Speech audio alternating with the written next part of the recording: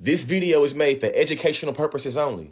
We had several other people in the country, even among the Jews, the Zionists particularly, who were against anything that was to be done if they couldn't have the whole of Palestine and everything handed to them on a silver plate so they wouldn't have to do anything. It couldn't be done. We had to take it in small doses. You can't move 5 or 6 million people out of a country and fill it up with 5 or 6 million more and expect both sets of them to be pleased. 49. But don't think that decision to recognize Israel was an easy one. I had to make a compromise with the Arabs and divide Palestine.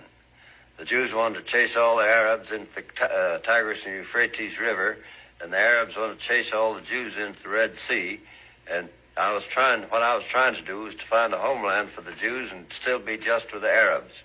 That was President Harry Truman. You know, Nagasaki, Hiroshima, bloodthirsty war criminal, President Harry Truman. Let's sprinkle some historical context in real fast. In spring of 1948, Palestine became embroiled in the American domestic politics. Jewish votes were important to President Truman in the coming election. Key advisors, especially Clark Clifford, pushed him to stand firmly with the UN partition to win those votes.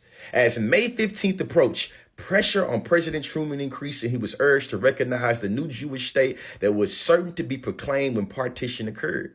Others counseled against recognition, arguing that it would antagonize Arab states and jeopardize American access to oil. President Truman's regard for Secretary of State George C. Marshall was tremendous. The Secretary's opposition to the recognition of the new Jewish state in Palestine troubled President Truman and resulted in the sharpest disagreements the two ever had.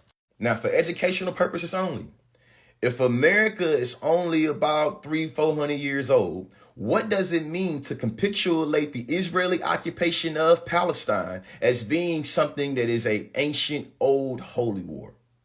Now, for educational purposes only, what does it mean to have separation of church and state and freedom of religion and it being unconstitutional to put taxpayers' dollars towards faith-based initiatives and motives? What does it mean to fund a holy war? Back to the history.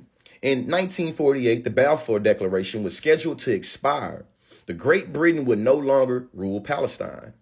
The question over what to do with the tumultuous country was turned over to the United Nations, who would eventually decide to create a new country of Israel, specifically as a promised land for Jewish people. The new country was based on the located across the various holy locations in which many events of the Old Testament occurred, and according to the Bible, was promised to the Jewish people by God. Now, throughout this video, there's been many references to a country called Palestine that was on a map, you see what I'm saying, with a land that was identified as being Palestinian land, you see what I'm saying? And we can acknowledge that from the harrystruman.gov library little website that they say right here, the United Nations would eventually decide to create a new country of Israel. Was it the United Nations in the Bible? Is the United Nations referred to, or the British Parliament referred to, or the American government referred to in the Bible? So to classroom, to the students in the back, what we're saying is that the United States federal government is able to carry out promises from God, right? Is that the same promise of manifest destiny, being able to, slaughter different indigenous peoples from the Atlantic to the Pacific? Is it?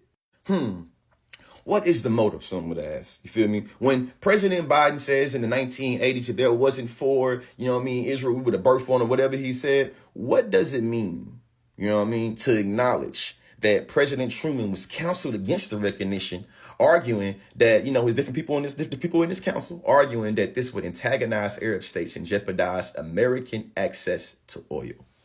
It's obvious the Western world has indoctrinated us to believe that, Western civilization is the gift to God's earth, and that whatever the Western civilization done is done through the divine will of God.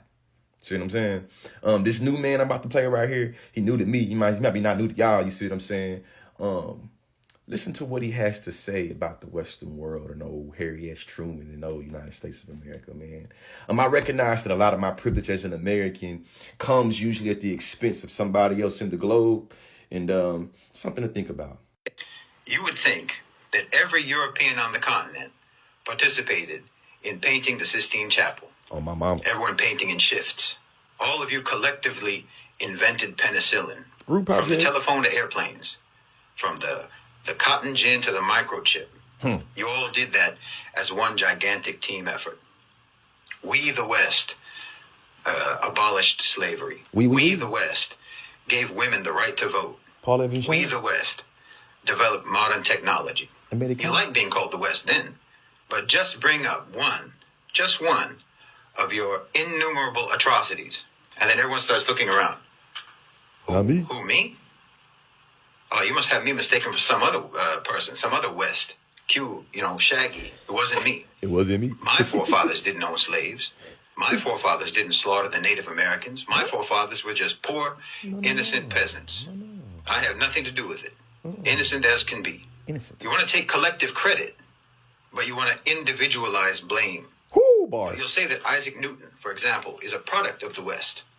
Michelangelo was a product of the West. Mozart was a product of the West. Leonardo da Vinci, Thomas Edison, Steve Jobs, they're all products of the West. But somehow your villains are all bastards. Illegitimate children that you don't want to claim. Use the pappy. No. Hitler was your child. King Leopold was your child. Harry Truman was your child. Use the A man pappy. who killed more people in a matter of seconds than anyone in the history of the human race. President And not to Truman. mention every American president after Truman. From the Korean War to Vietnam to the dirty wars in Central and South America to Panama, the first and second wars in Iraq, Somalia, Afghanistan, Libya, Syria, Listen. and before Truman, I don't think that the United States has had a single decade in its history when it wasn't slaughtering some people somewhere in the world. Get 'em. These are all products of Western civilization too. But anytime these crimes get brought up, you deny collective responsibility. West I mean, if Side. I try to list all of your crimes, I can't even remember them all. But if I try to list just the ones that I can remember, your battery will die before I can even properly get started. I saw a video the other day of Omar Suleiman. Who that is? And he was asked by some lady, some woman, who asked him, why don't Muslims condemn acts of terror by Muslim criminals? And he was trying to be patient, his style. He was trying to be kind. He was smiling, a very forced smile. And he said, no, Muslims always condemn these things. But why don't you condemn when one of your people murders Muslims in a mosque?